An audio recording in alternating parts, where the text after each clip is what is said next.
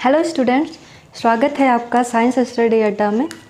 पिछले क्लास में हम आपको solid state, liquid state and gaseous state के बारे में बताए, जिसको जो है डिफरेंस सॉलिड स्टेट और लिक्विड स्टेट में क्या डिफरेंस, मतलब तीनों पार्ट को जो है डिफरेंस के माध्यम से सीखा है, जिससे आपको आसानी से वो समझ में आया होगा।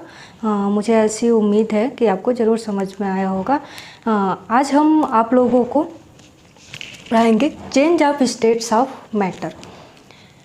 देखिए, change of states of matter क्या होता है। इसमें यह है कि मैटर के जो स्टेट्स होते हैं वो इंटरकन्वर्टिबल होते हैं। मतलब कि स्टेट कौन कौन से हैं states? Solid state, liquid state and gaseous state. मतलब कि सॉलिड स्टेट लिक्विड स्टेट में चेंज हो सकता है, लिक्विड स्टेट गैसियस स्टेट में चेंज होता है, गैसियस स्टेट जो है लिक्विड स्टेट में चेंज हो सकता है, और लिक्विड स्टेट जो है वो सॉलिड स्टेट में चेंज हो सकता है। इसका मतलब हम क्या कह सकते हैं कि जो इस मैटर के स्टेट्स होते हैं वो इंटरकन्वर्टिबल है, मतलब वो एक दूसरे में चेंज हो सकते हैं। तो यहाँ पर हम क्या ले, inter conversion of states of matter, उसका मेन रीडिंग क्या? मैटर जो है टेम्परेचर एंड प्रेशर के प्रेजेंस में जो है ये इंटरकन्वर्टिबल हो जाता है, होता है। मतलब कैसे हम कह सकते हैं कि ये स्टेट्स जो है चेंज होते रहते हैं एक दूसरे में, तो वो भी टेम्परेचर प्रेशर के प्रेजेंस में।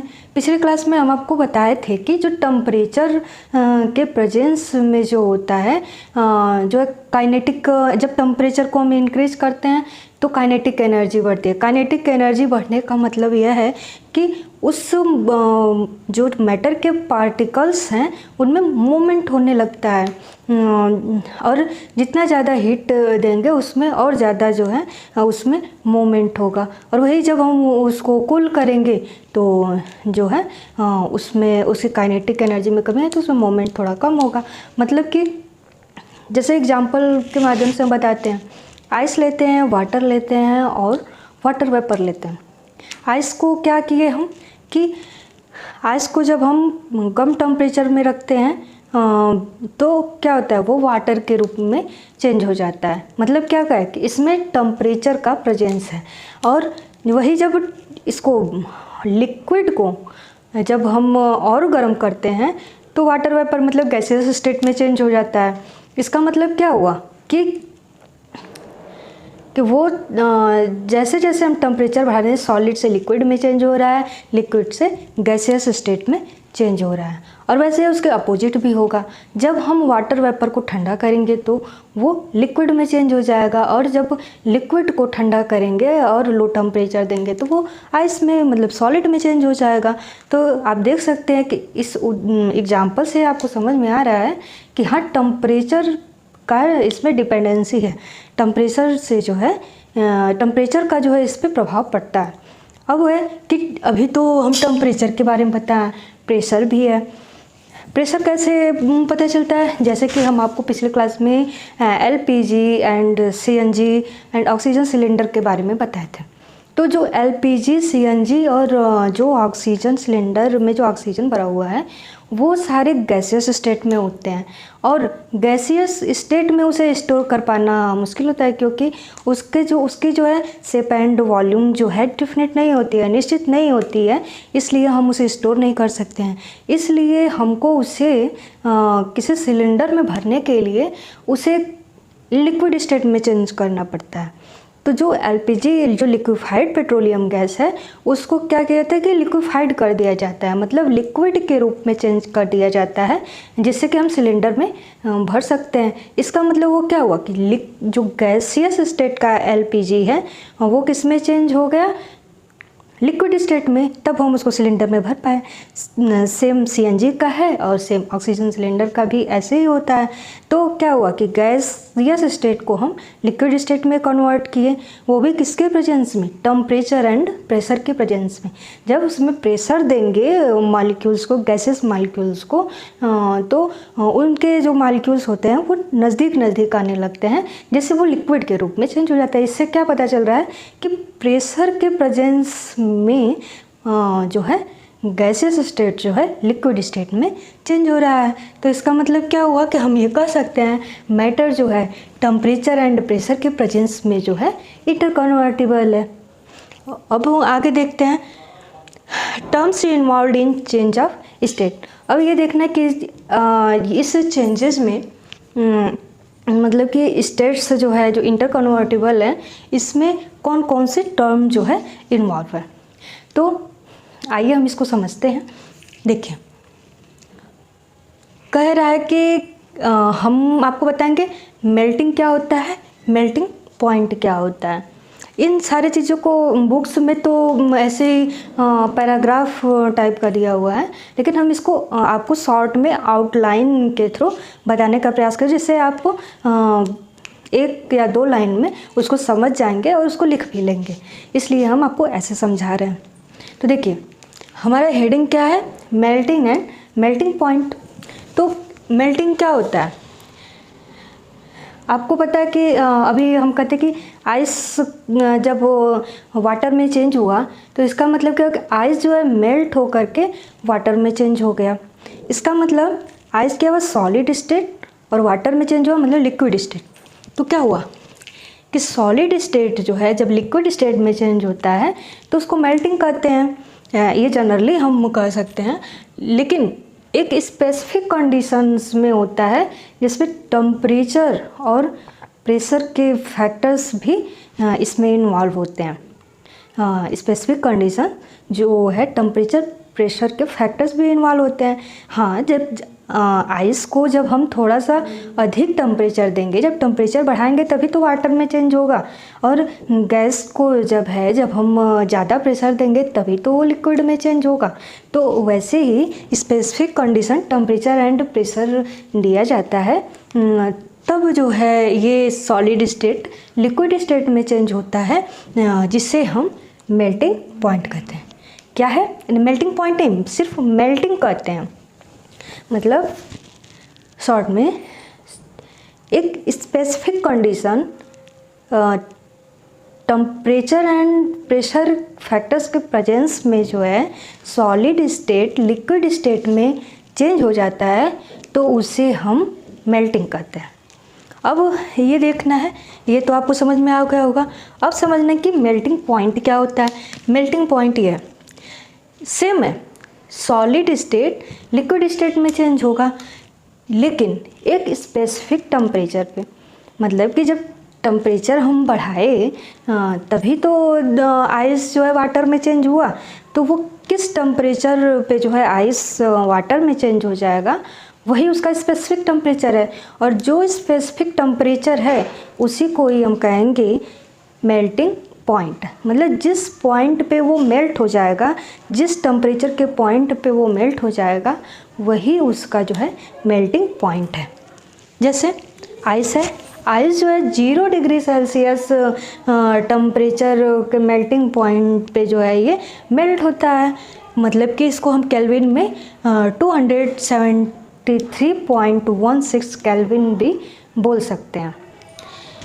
तो आइस जो है, आइस का मेल्टिंग पॉइंट क्या है 0 डिग्री सेल्सियस, कि आइस जो है वाटर में 0 डिग्री सेल्सियस पर चेंज हो जाता है। वाटर में आइस वाटर में 0 डिग्री सेल्सियस पर चेंज हो जाता है। इस आइस का मेल्टिंग पॉइंट क्या कर सकते हैं 0 डिग्री सेल्सियस। केल्विन में क्या होगा 273.16 केल्विन। अब देखिए इसमें जो है मेल्टिंग पॉइंट और force of attraction between particles में भी इंटर रिलेशन है।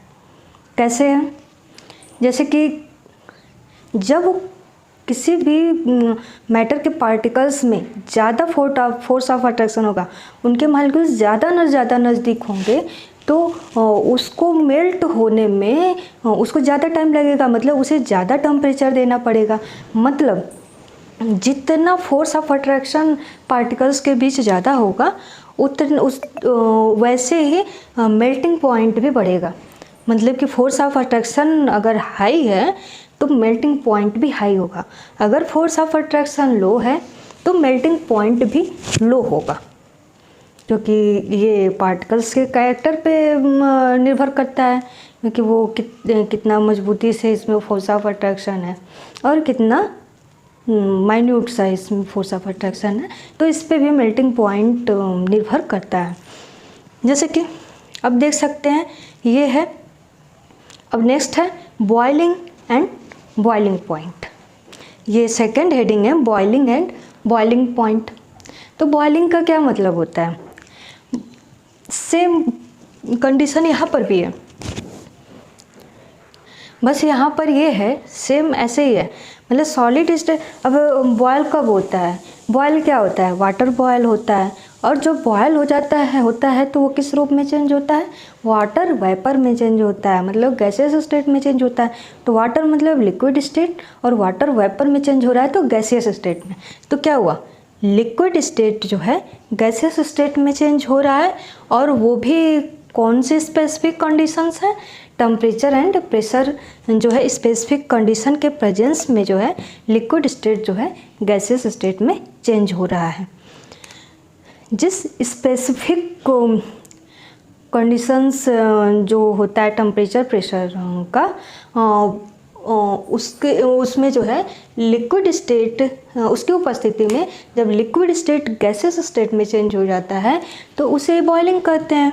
मतलब वाटर को उबालने के लिए जो है बॉयल करने के लिए हम टेम्परेचर तो बढ़ाएंगे ना, तो मतलब टेम्परेचर वहाँ पे ज़रूरी समझे, प्रेशर भी उसमें होता है।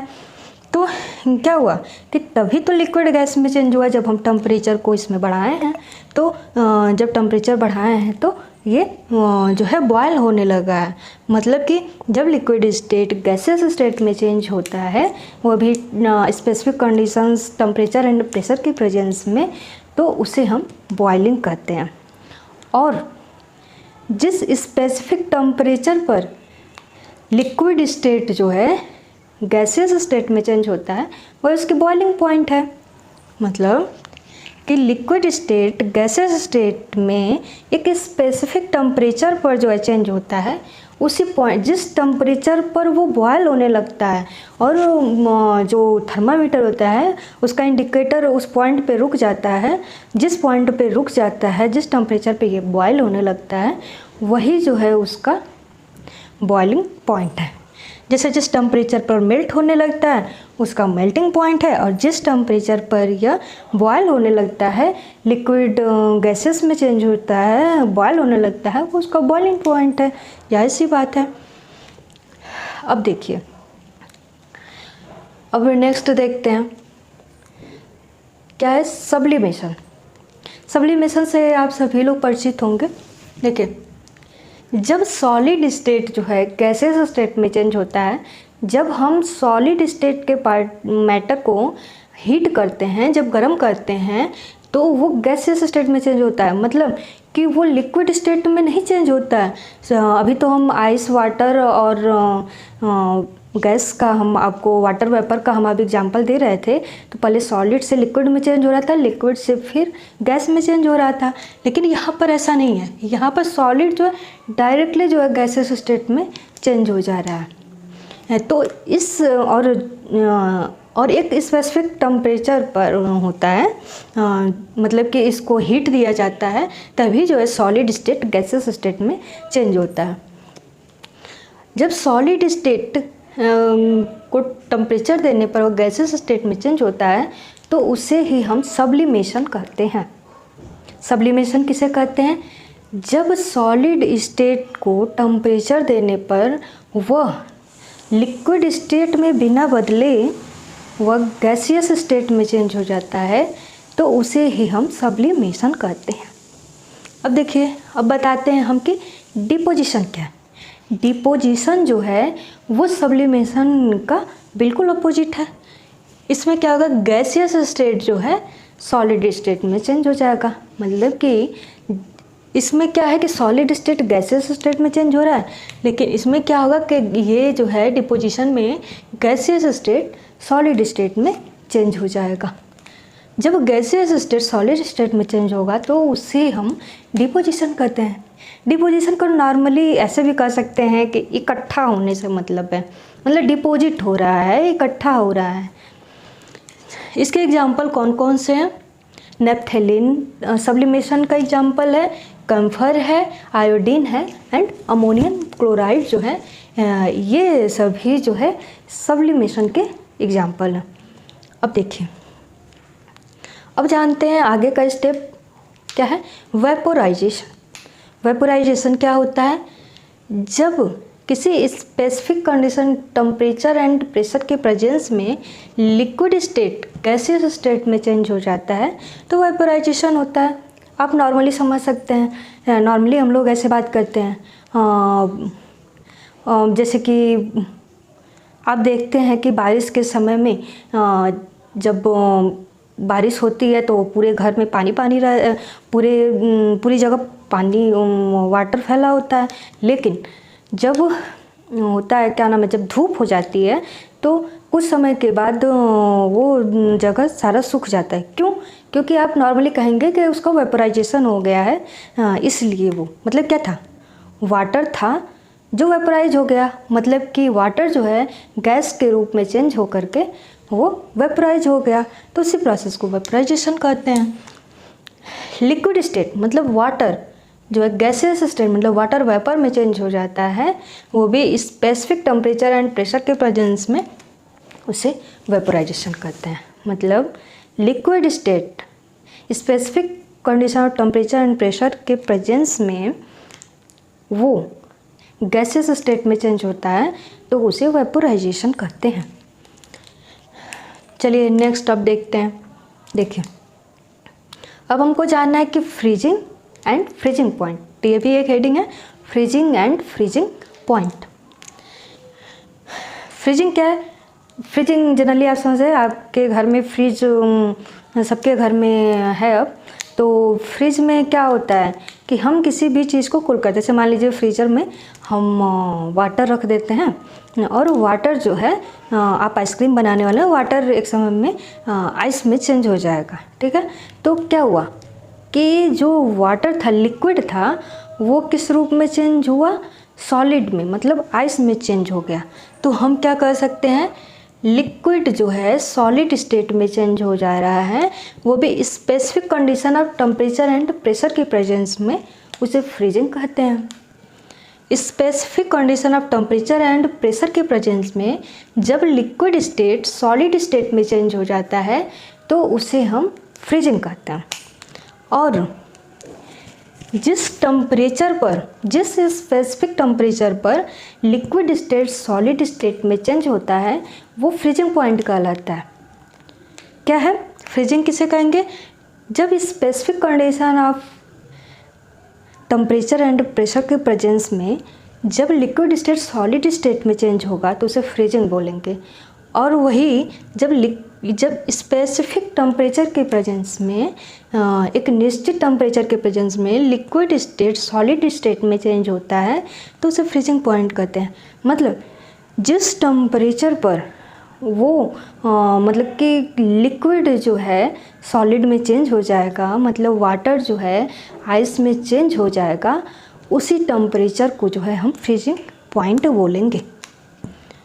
ये फ्रीजिंग पॉइंट जो है मेल्टिंग पॉइंट का अपोजिट है। कैसे होगा, मेल्टिंग पॉइंट में जो है सॉलिड स्टेट लिक्विड स्टेट में चेंज होता है, मतलब मेल्ट हो जाता है। और फ्रीजिंग पॉइंट में क्या है कि लिक्विड स्टेट जो है सॉलिड स्टेट में चेंज हो रहा है, तो इसलिए हम इसको कह सकते हैं कि फ्रीजिंग पॉइंट जो है मेल्टिंग पॉइंट का अपोजिट है। अब नेक्स्ट है कंडेंसेशन। कंडेंसेशन जो होता है वो वेपोराइजेशन के अपोजिट होता है।